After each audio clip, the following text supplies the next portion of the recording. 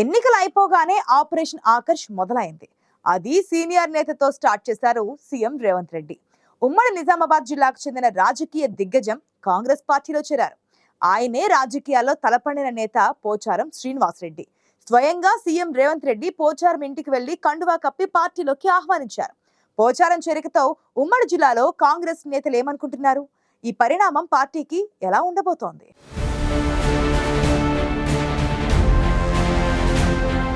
లోక్సభ ఎన్నికలు ముగియగానే దూకుడు పెంచింది కాంగ్రెస్ పార్టీ. లోక్సభలో తాము అనుకున్న సంఖ్య రీచ్ కాకపోవడంతో తెలంగాణలో పార్టీని మరింత బలోపేతం చేసే దిశగా అడుగులు వేస్తోంది పార్టీ అధిష్టానం. అందుకే ఆపరేషన్ ఆకర్ష్ మొదలుపెట్టింది.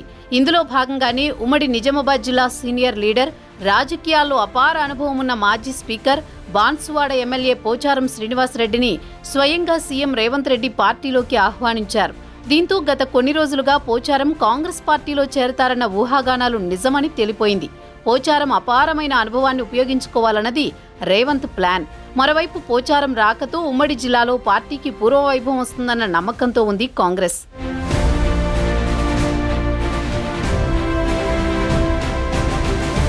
ఒకప్పుడు వ్యవసాయ శాఖ మంత్రిగా పనిచేసిన అనుభవానికి తోడు పోచారం శ్రీనివాసరెడ్డి రైతులపై మంచి అవగాహన ఉన్న నాయకుడు కావడం పార్టీకి, ప్రభుత్వానికి మేలు చేస్తుందన్న భావనతో ఉన్నారట CM Revanth Reddy.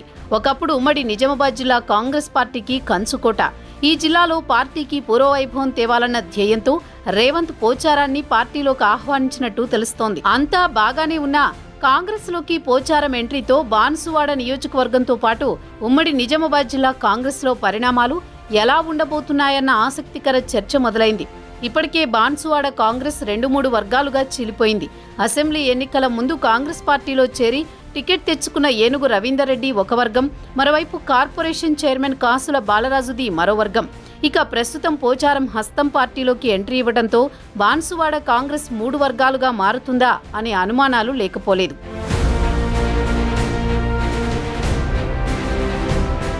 బాన్సువాడలో Pocharam senior leader. మొన్నటి అసెంబ్లీ ఎన్నికల తర్వాత పోచారం ముఖ్య అనుచరులు చాలా మంది కాంగ్రెస్ పార్టీలో చేరారు. వాళ్ల ఒత్తిడితోనే పోచారం కూడా పార్టీ మారారన్న వాదనలు వినిపిస్తున్నాయి.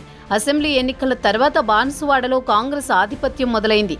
పోచారం బీఆర్ఎస్ నుంచి ఎమ్మెల్యేగా గెలిచినా బాన్సువాడలో మాత్రం కాంగ్రెస్ హవానే నడుస్తోంది. దీంతో పోచారానికి కూడా పార్టీ మారక తప్పని పరిస్థితి ఏర్పడింది. ఇప్పుడిక బాన్సువాడ ఇన్ఛార్జిగా చెప్పుకుంటున్న ఏనుగు రవీందర్ రెడ్డి, కాసుల బాలరాజు, పోచారం మధ్య సఖ్యత ఎలా ఉండనుంది? ఈ ముగ్గురు కాంగ్రెస్లో కలిసి పనిచేస్తారా అన్న ప్రశ్నలు ఉదయిస్తున్నాయి. ఇన్నాళ్లు బాన్సువాడలో బీఆర్ఎస్ అంటే పోచారం, పోచారం అంటే బీఆర్ఎస్ అన్నట్లుండేది. పోచారం కాంగ్రెస్లో చేరడంతో ఇక బాన్సువాడలో గులాబీ పార్టీ పూర్తిగా తుడుచుకుపోయినట్లే అంటున్నారు. ఇదంతా ఒకెత్తైతే ఉమ్మడి జిల్లాలో మంత్రి పదవి ఆశిస్తున్న నేతలకు పోచారం రూపంలో మరో తలనొప్పి మొదలైందని తెలుస్తోంది.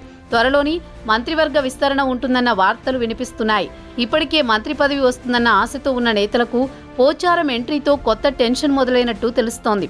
పోచారం సీనియారిటీకి పార్టీలో ఆయనకు మంచి గౌరవమే దక్కుతుందన్నారు సీఎం రేవంత్.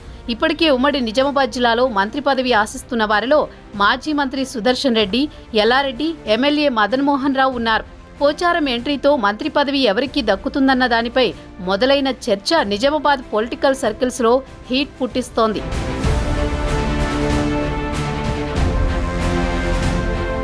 ఒకవేళ సీఎం రేవంత్ పోచారానికి మంత్రి పదవి ఇవ్వాలనుకుంటే మాజీ మంత్రి సుదర్శన్ రెడ్డి పరిస్థితి ఏంటన్నదే ప్రశ్న. ఇప్పటికే సుదర్శన్ రెడ్డికి మంత్రి పదవి పక్కా అన్నట్లు కాంగ్రెస్ వర్గాల్లో గుసగుసలు వినిపిస్తున్నాయి. మరి పోచారాన్ని సీఎం రేవంత్ ఎలా వాడుకుంటారు, ఎలాంటి ప్రాధాన్యమిస్తారన్నదే ఇప్పుడు ప్రధాన చర్చ. పోచారం రాజకీయ ప్రస్థానం కూడా కాంగ్రెస్లోనే మొదలైంది. సో పార్టీ బలోపేతానికి పోచారం సేవలు ఉపయోగపడతాయా, లేదంటే ప్రభుత్వంలో మంచి హోదా ఇస్తారా అన్నది చూడాలి మరి.